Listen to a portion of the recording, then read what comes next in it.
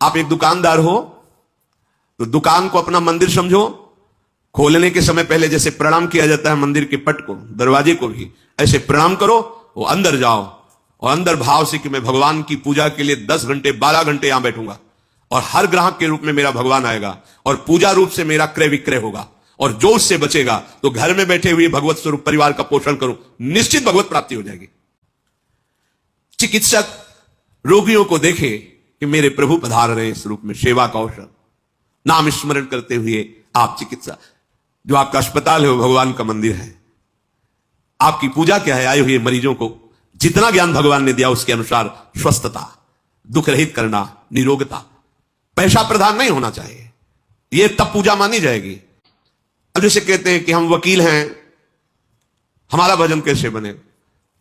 तो न्यायालय में जाते समय न्यायालय को मंदिर के भाव से प्रणाम करो, मेरे भगवान विराजमान है इसमें। गए जो भी उसमें सेवारत है जैसे, और अपने अपने कार्य को बिल्कुल ठीक धर्म के अनुसार करो।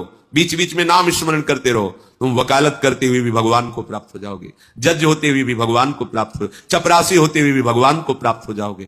और इसी का उल्टा अधर्म, हम जान रहे हैं गलत है और पैसा ले रहे हैं और उसका मुकदमा जिता रहे हैं, या हम जान रहे हैं गलत है, हम जो औषधि दे रहे हैं इससे ठीक नहीं होगा, हम जान रहे हैं कि इतने से काम चल सकता है लेकिन इसको इतना लंबा खींच रहे हैं, पैसे ले रहे हैं, वो फिर पूजा नहीं होगी, वो फिर आपका व्यापार है। उसमें फिर आपको निर्णय में जो दंड मिलेगा वो फिर मिलेगा। मालिक ऐसा है कि वहां किसी की गवाही की जरूरत नहीं होती। भगवान कह रहे स्वकर्मणा तम अभ्यर्च, जो तुम कर्म छूट दिए, जो तुम कर्म कर यद करोषि, मेरी पूजा हो जाएगी।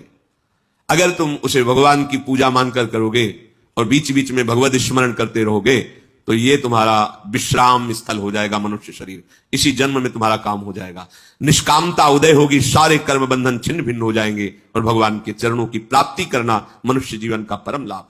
ये अहंकार इतना दुष्ट है, बहुत लड़ाई लड़नी पड़ती, बहुत छाती जलाता है। जो साधक है वो जानते हैं जलती तो सबकी है, लेकिन जो विषयी है उसको जान ही नहीं पाते कि कौन छाती जला रहा है। वो सबसे सामने वाला जला रहा है। अगर वो कटु वचन न बोलता ना तो मेरी छाती, मैं बहुत मस्ती में था यार, वो मिल गया, उसने सारा मूड खराब कर दिया, वो उसने सामने वाले ने उस पे। लेकिन साधक सामने वाले को नहीं देखता है, यहां को देखता है, छाती में देखता है। जला कौन रहा है? बोले अहंकार, बहुत कष्ट देता। भगवान यहां ये नहीं कह रहे कि अगरबत्ती जलाओ, ये अलग अलग भाव की उपासना है, उन्हीं की हो रही। कह रहे स्वकर्मणा तमभ्यर्च, हम बाबा जी हैं, आरती पूजा, दिन भर माला चलाना, ग्रंथों का स्वाध्याय करना, रात दिन संयम, ये हमारा स्वांग है, तुम्हारा स्वांग और है। धर्म से चलो, जो कार्य मिला उसे भगवान की पूजा समझो, जो परिवार मिला उसे भगवान की पूजा समझो, अभी आनंद हो जाए। मानते कहां हो? जब मानना नहीं है तो फिर जानना नहीं हो, जब जानना नहीं तो पचड़े में फंसे रहना है। मुंह का दलदल ऐसा है, डूबते चले जाओगे।